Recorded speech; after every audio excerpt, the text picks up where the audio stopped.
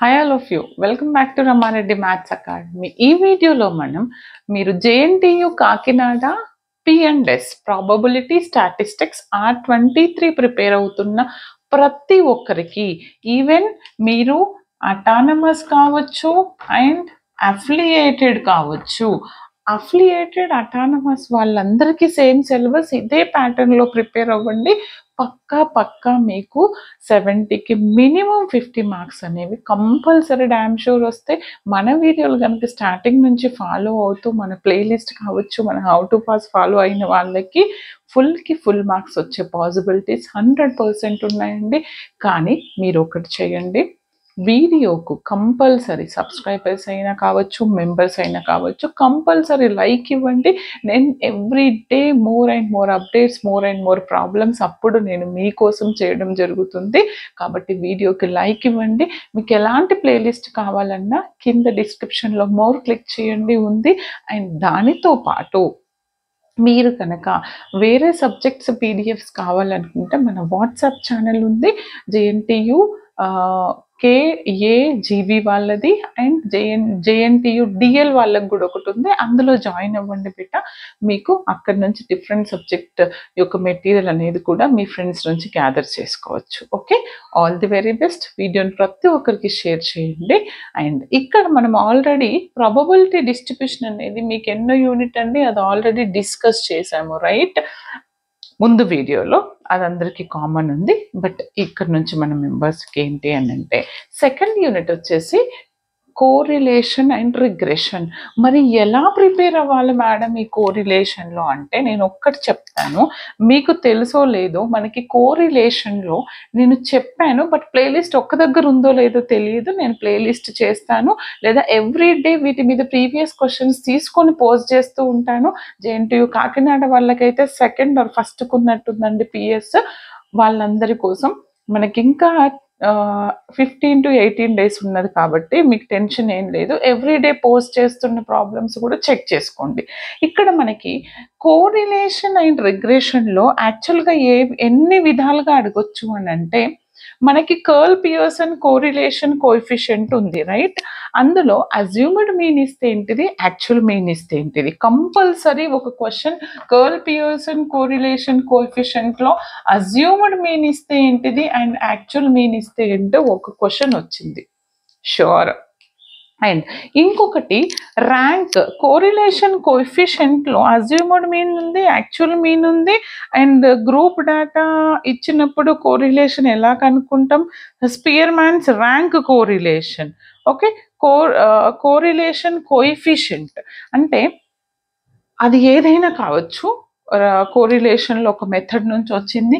ఇంకొకటి rank correlation coefficient. Rank correlation coefficient అనేది rank నుంచి ఎలా కనుక్కుంటాం, ఒక క్వశ్చన్ వచ్చింది 100%.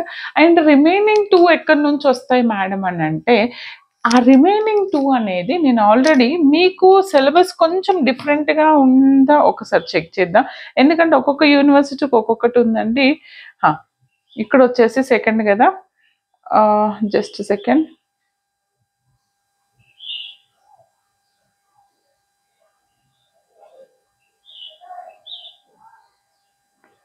just a minute.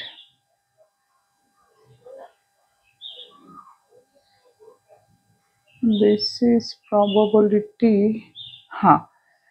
ఎస్ కరెక్టే. ఎందుకంటే ఒక్కొక్క యూనివర్సిటీ అన్నీ తీసుకునేసరికి నాకు కన్ఫ్యూజన్లో ఉంది. ఒక యూనివర్సిటీలోనేమో సెకండ్ యూనిట్, ఒక యూనివర్సిటీలోనేమో థర్డ్ యూనిట్. PS వాళ్ళకి ఇది మీకు సెకండ్ యూనిట్ కదా. Straight line multiple regression coefficient curvilinear parabola అంటే ఏం లేదండి, లీనియర్ రిగ్రెషన్లో మనకి మెథడ్ ఆఫ్ లీస్ట్ స్క్వేర్స్లో మనకి కర్వీలీనియర్ వాళ్ళు డిఫరెంట్గా అడుగుతారు. కానీ మనకు తెలిసింది ఒకటే, fit A straight line, fit a parabola, fit a exponential, fit a power curve, fit A polynomial అనేది కంపల్సరీ ఇక్కడ వస్తుంది. మరి మీరు ఏ ప్యాటర్న్లో ప్రిపేర్ అవుతారో ప్రిపేర్ అవ్వండి. నేను వీలైతే ఒక ఆర్డర్లో ప్లేలిస్ట్ అనేది ఎవ్రీడే అప్డేట్ చేస్తూ ఉంటాను. రమారెడ్డి ఛానల్కి వెళ్ళి రమారెడ్డి మ్యాథ్స్ అకాడమీ క్లిక్ చేసి ప్లేలిస్ట్ చూసుకోండి, అప్డేట్ చేస్తూనే ఉంటాను ఎవ్రీడే. ఓకే బేటా, దీంతో ఈ విధంగా ప్రిపేర్ అవ్వండి.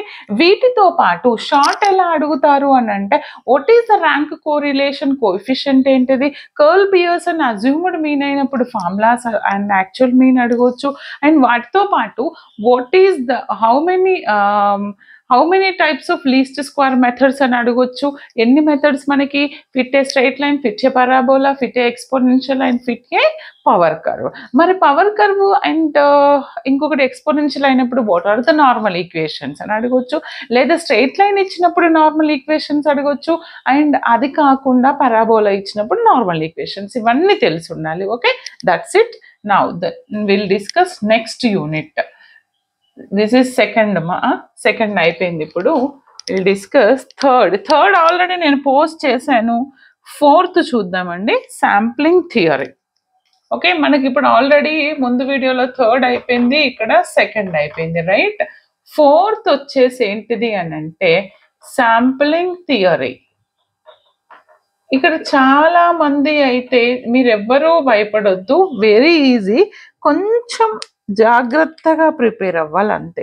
ప్రతి వీడియో మీకు మీ JNTU KR23 అనే కాదు, డిఫరెంట్ రమారెడ్డి ప్లేలిస్ట్లో ఎక్కడైనా ఉండొచ్చు.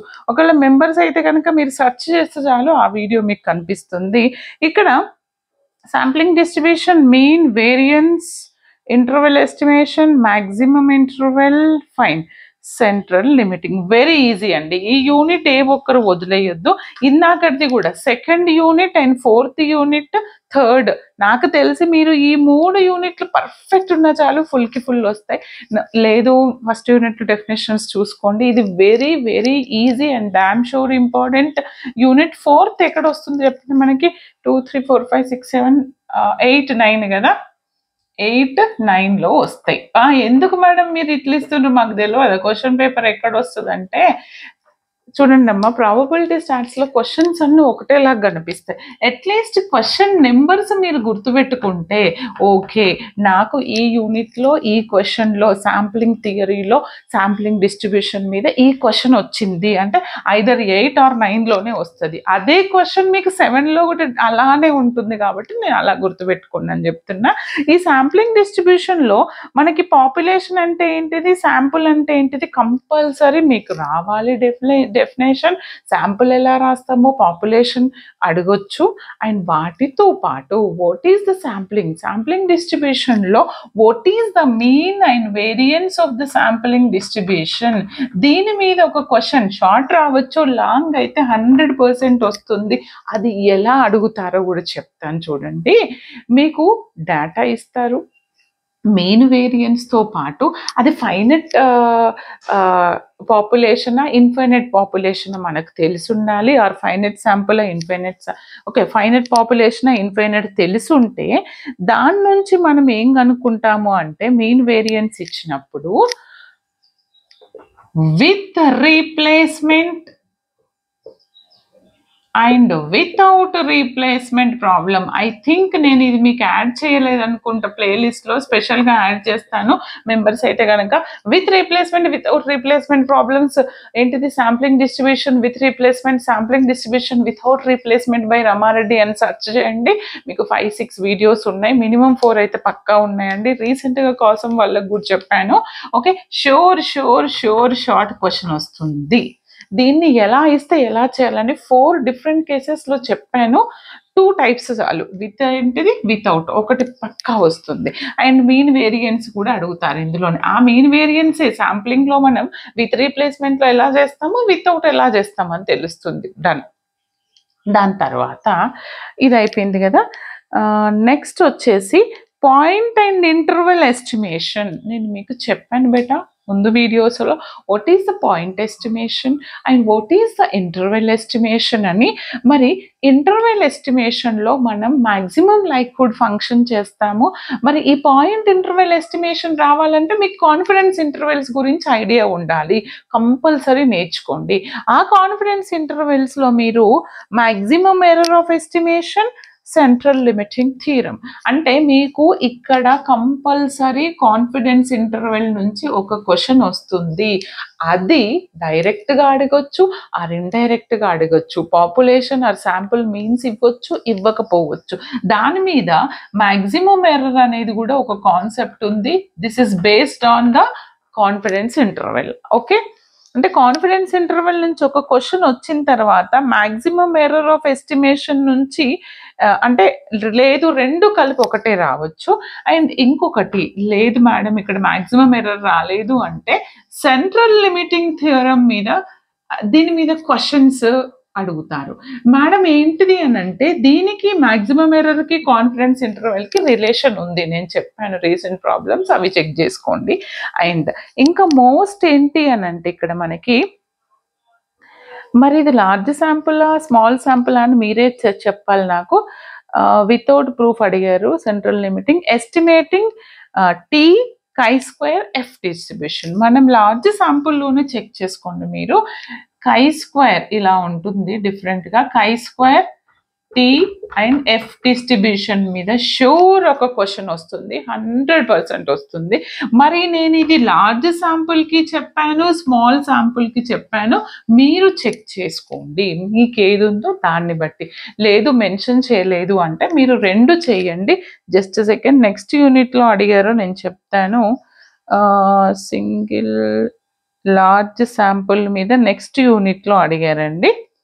ఓకే, ఇక్కడైతే మీరు శాంప్లింగ్ సరే మేడం మాకు ఇదంతా కన్ఫ్యూజన్గా ఉందంటే నేను ఈ 1-2 డేస్లో ఆర్ మీ ఎగ్జామ్స్ లోపు శాంప్లింగ్ డిస్ట్రిబ్యూషన్లో ఉన్న chi² టీ² ఎఫ్ డిస్ట్రిబ్యూషన్ మళ్ళీ పోస్ట్ చేస్తాను, చెక్ చేస్తూ ఉండండి. ఓకే బెట, ఈ విధంగా ప్రిపేర్ అయితే మీకు డామ్ ఈజీ. ఇప్పుడు చెప్పండి మీరు ఏ యూనిట్లు వదిలేయొద్దు. ఒకటి వచ్చేసి second unit correlation and regression, and next వచ్చేసి ప్రాబబిలిటీ డిస్ట్రిబ్యూషన్స్, అండ్ నెక్స్ట్ వచ్చేసి 4th యూనిట్ శాంప్లింగ్ థియరీ. ఇవి ఫుల్కి ఫుల్ చదువుకోండి అమ్మా, ఎక్కడ వదిలేదు. ఏదన్నా కన్ఫ్యూజన్గా ఉంది అంటే నాకు కాంటాక్ట్ అవ్వండి. అండ్ దీని తర్వాత టెస్టింగ్ ఆఫ్ హైపోథసిస్ అయితే కొన్ని టెస్ట్లు ఉన్నాయి, అవి నేర్చుకోండి సరిపోతుంది. Just note down, will discuss testing of hypothesis. చూడండి అమ్మా, అర్థమైన వాళ్ళకైతే ఇది డామ్ ఈజీ యూనిట్. 2, 3, 4, 5, 6, 7, 8, 9 ఇది 10, 11లో వస్తుంది. టెస్టింగ్ ఆఫ్ హైపోథసిస్ అసలు ఇప్పటి వరకు ఎవ్వరు అంత క్లియర్గా చెప్పలేదు. ఒకరిద్దరు డెఫినేషన్స్ చెప్పిండ్రు, వాళ్ళు కూడా మన ఛానల్ నుంచి కాపీ చేసిన వాళ్ళే. చాలా క్లియర్గా ఎవ్వరు చెప్పనంత డీటెయిల్డ్గా చెప్పడం జరిగింది. మరి ఇక్కడ ఎలా చదవాలి అంటే మీరు ఇంట్రో కంపల్సరీ ఒకసారి చెక్ చేసుకోవాలి, లార్జ్ శాంపులా స్మాల్ శాంపులా. ఒకటి ఏంటిది అని అంటే మీకు ఇక్కడ రెండు మెన్షన్ చేశారు, large sample and small sample. Test of significance ఏంటంట, లార్జ్ శాంపుల్ అండ్ స్మాల్ శాంపుల్స్లో 4 టెస్టులు ఉంటాయి. ఏం లేదండి, if it is large sample Z test ఉంటుంది, if it is small sample మనకి టీ టెస్ట్ ఉంటుంది. ఈ జెడ్ టెస్ట్లో మనం ఏమేం చేస్తాము అంటే ఒకటి సింగిల్ మీన్ ఇచ్చినప్పుడు ఎలా చేయాలి, సింగిల్ ప్రపోజిషన్ ఇచ్చినప్పుడు ఎలా చేయాలి, డిఫరెన్స్ ఆఫ్ మీన్స్ ఇస్తే ఎలా చేయాలి, డిఫరెన్స్ ఆఫ్ ప్రపోజిషన్ ఇస్తే ఎలా చేయాలి. సేమ్ లైక్ టీ టెస్ట్లో కూడా t test for single mean, t test for difference of means, t test for single proposition, t test for difference of proposition. Okay, ఇవి చాలా క్లియర్గా నేను చెప్పాను. జెడ్ అంటే లార్జ్ శాంపుల్ మీద, టీ అంటే స్మాల్ శాంపుల్ మీద కంపల్సరీ వస్తుంది. మేడం ఇది లార్జ్ శాంపులా స్మాల్ అని ఎలా అంటే మీకు తెలుసు కదా, <30 ఉంటే ఏంటిది ఆర్ <30 ఉంటే ఏంటిది, మన వీడియోలు చూస్తే అర్థమైపోతుంది. దాంతోపాటు ఇంకా ఏమడిగారంటే student tea test F test chi² test sample. ఇది నేను టెస్టింగ్ ఆఫ్ హైపోథసిస్ ప్లేలిస్ట్లో ఏదైతే నేను యాడ్ చేశానో t test F test chi². Okay, దీన్ని స్టూడెంట్ టీ టెస్ట్ వేరు, టీ టెస్ట్ వేరు. ఓకే, ఈ student tea test F test chi² నుంచి ఒక క్వశ్చన్ 100% వస్తుంది. ఓకే, తర్వాత టైప్ 1 టైప్ 2 ఎర్రర్స్ కావచ్చు. ఇంకేమడిగారు, టెస్ట్ ఆఫ్ సిగ్నిఫికెన్సా, టైప్ 1 టైప్ 2 ఎర్రర్స్ గురించి చూసుకోండి. ఇంకొక దాంట్లో మనకి టైప్ 1 టైప్ 2 ఎర్రర్స్ మీద ప్రాబ్లమ్స్ డెఫినేషన్స్ కావచ్చు, లేదా what is alternative hypothesis, what is the null hypothesis, what is the level of significance, ఇవన్నీ చెప్పాను. What is the small sample, what is the large sample. Okay, ఈ pattern లోనే అడుగుతారు. కాకపోతే మీరు మన ప్లేలిస్ట్లో ఉన్న ఆల్మోస్ట్ 17 or 20 వీడియోస్ ఉండొచ్చు, అవి పర్ఫెక్ట్ ఉంటే ఫుల్కి ఫుల్ వచ్చేస్తాయి. మేడం నాకు కొంచెం కోరిలేషన్లో డౌట్ ఉంది అని అనుకున్న వాళ్ళు కూడా ఆ యూనిట్ హాఫ్ చదవండి, మెథడ్ ఆఫ్ లీస్ట్ స్క్వేర్స్లో ఉన్న మెథడ్స్ రిగ్రెషన్లో అవి. But 4th 5th unit full చదవండి. అంటే 3rd unit, 4th unit and 5th unit full చదివి సెకండ్ హాఫ్ చదవండి. ఇక ఫస్ట్ యూనిట్ ఒకటి నేను మీకే వదిలేస్తున్నాను. ఆల్ ద డెఫినేషన్స్ ఉన్నాయి, నేను చెప్పలేదు. బట్ అన్ని బేసిక్ డెఫినేషన్స్ అవి చెక్ చేసుకోండి, సరిపోతుంది. వీలైతే ఎగ్జామ్ ముందు I will try to post. Okay, ఇలా అయినా చదవచ్చు. ఇవి ఫుల్ చదివి, ఇది హాఫ్ చదివి, ఇది మీ డెఫినేషన్స్ చూసుకోవచ్చు. లేదు అని అంటే సెకండ్ ఫుల్ చదవండి, థర్డ్ ఫుల్ చదవండి, ఫోర్త్ ఫుల్ చదవండి, 5thలో only Z test, T test చూసుకోండి. టైం లేకపోతే, టైం ఉంటే మొత్తం చూసుకోండి. అంటే కొంతమంది ఈ క్రైటీరియా ప్రిపేర్ అవ్వచ్చు, కొంతమంది నాకు తెలిసి this is the best. Okay, మీకు ఏది వీలైతే అది ఫాలో అవ్వండి బేట. బట్ ఫస్ట్ యూనిట్లో ఆల్ డెఫినేషన్స్ చూసుకోండి, సరిపోతుంది. ఇంకా మీకు ఎలాంటి హెల్ప్ కావాలన్నా, వీడియో దొరకకపోయినా వాట్సాప్ నుంచి కాంటాక్ట్ అవ్వండి, నేను మీకు రెస్పాన్స్ ఇస్తాను. All the very best. Thanks for watching. Video compulsory like ఇవ్వండి. ఓకే బేట, ఎగ్జామ్ రాసి వచ్చిన తర్వాత మీ పేపర్ నాకు సెండ్ చేయండి. That's it. Thanks for watching.